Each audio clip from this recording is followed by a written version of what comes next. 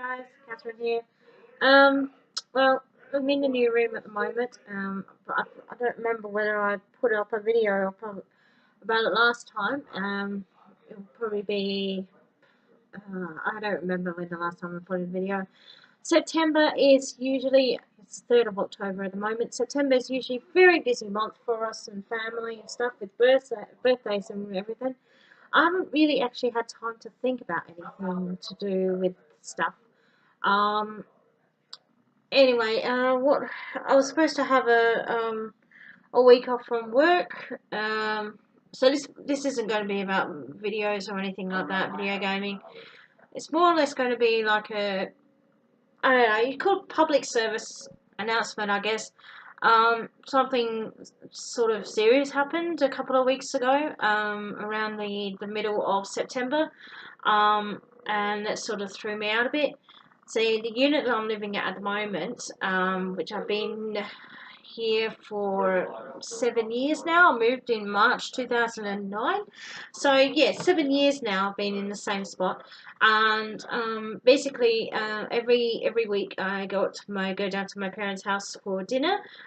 Usually it's Tuesday nights because it's a more convenient night for everyone really. Yeah, so I go down there for dinner. I take the same route. I drive there every day, every week, and when I drive back, I take the same area, which is on the western side, actually just behind the window here, where the computer is. I've gone up that side of the apartment building 2 to 4 times a day, every single week for the last 7 years. Not much has changed. I'm some might say a routine-based person where I like to take the same spot every single time because it works for me, and it's behind area that's sort of not really out in the open. It's a bit it is lit up. It's where the washing lines are, communal washing lines down the bottom, and some bins there as well. So it doesn't have a great view on the western side. There's no seafront and everything.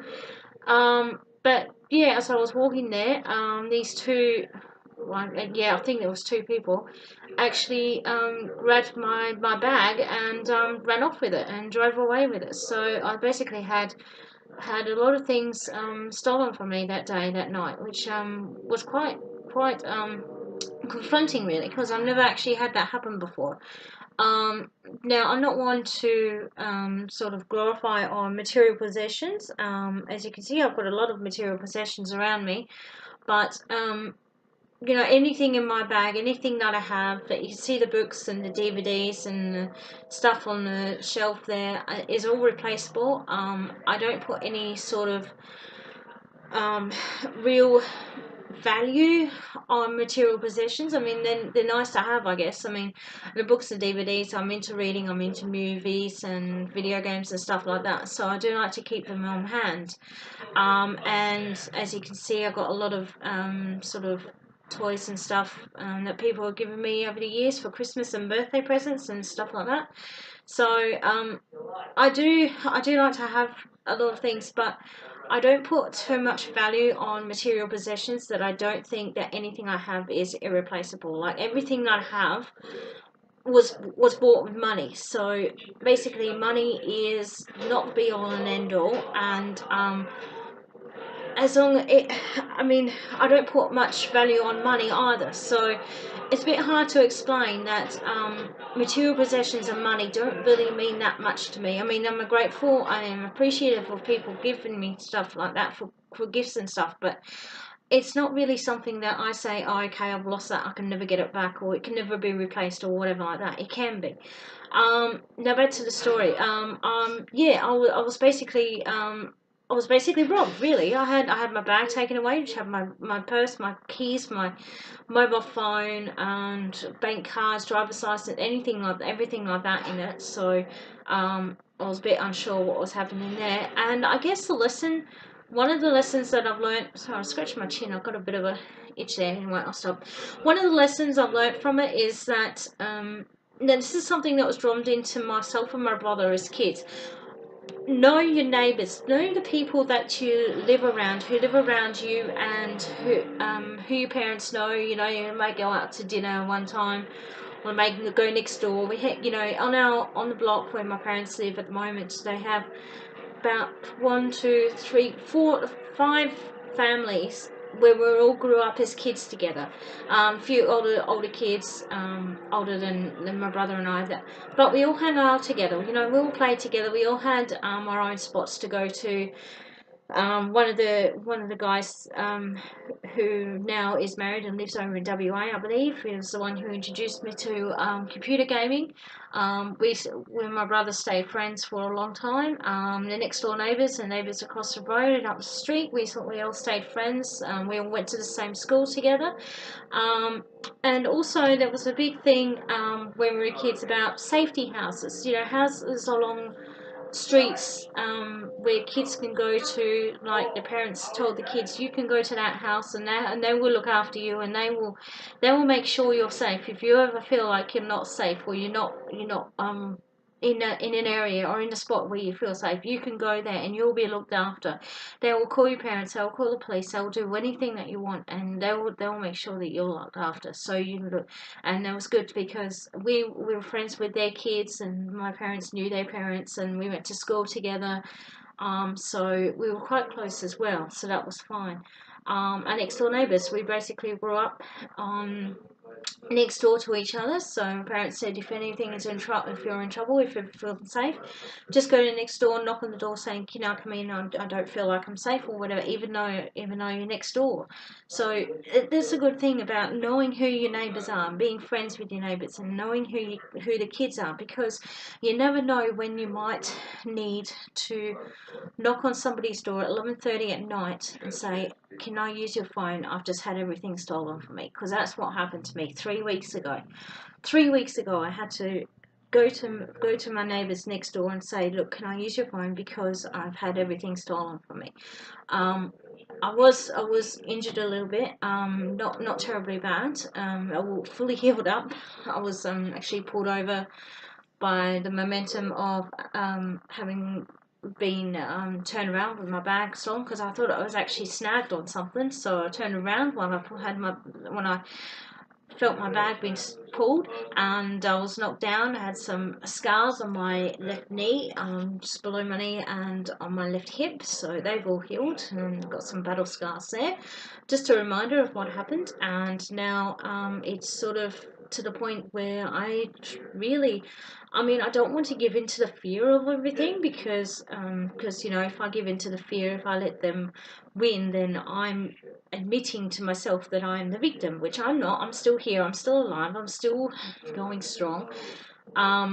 Most of the things, I got my driver's license replaced, I got my bank card replaced, I got my keys, locks changed on my unit. My parents had to get the locks changed on their place because the keys and the address was on the stuff there, but I don't know whether I'll get any of that back, which is, you know, neither here nor there. Like I said, it's the material possessions, and they don't really have any sort of, yeah, okay, they have value, but it's not irreplaceable. I mean, there's nothing in that bag, or the bag itself, even though it was a pity, because a really, really nice bag, and it was actually a birthday present from my parents, with a purse in it as well, for my birthday, and it was a pity that I had to lose it. But they're material possessions, and I love them dearly, and they're not irreplaceable. And that's the thing, you know. So it's sort of put things in perspective as to where you see yourself, and how you see yourself, and how you value, or how you hold material possessions, and how you see things in perspective of how you see yourself. I mean, I could have given up. I could have just said, "Oh, forget it. I'm not going out anymore. I'm not, you know, I'll just go out and work. I'll never go out at night time or whatever like that." But if I did that, they won. Whoever it did, I don't really care whoever it was. All I hope is that they're having whatever. It doesn't matter. I found out a few days afterwards that they went on a drive up to Port Augusta. So Port Augusta is about three or 4 hours out from where I'm at the moment. So you know, I rang the police station, say, look, can you bring them around here? And they said they were going to, and they called me back, but haven't. So if they do that, that's fine. If they don't, that's fine also. I couldn't really care less. But I'm here, I'm still here, I'm still strong, I'm not the victim anymore. I don't see myself as a victim. I don't live in fear. So I haven't really, I mean, I'm not the victim here. They haven't won. They haven't scared me. They haven't made me fear for my life or anything like that. I've got people around here, and I've got you know, family, and I've got it's really, you know, a wheel lock, big heavy metal thing that I can carry with me at night time and say, look at this. You want to mess with me? This can do more harm than anyone could. So I guess it's more of a lesson in that, in the respect that, you know your area, know when you see there's people around who you don't know. If you're in a big apartment complex like I'm in at the moment, and don't get an idea of how many cars are in the area and how many cars you can see on any given day, any given time. Like I can expect to see maybe half the car park full, and even though I can't memorize all the number plates, I know at least the way the cars look like. So I know to expect that if I see cars there that I don't recognise, then I'm going to think, somebody around that I don't know, somebody's just got visitors or just changed the car, I don't know.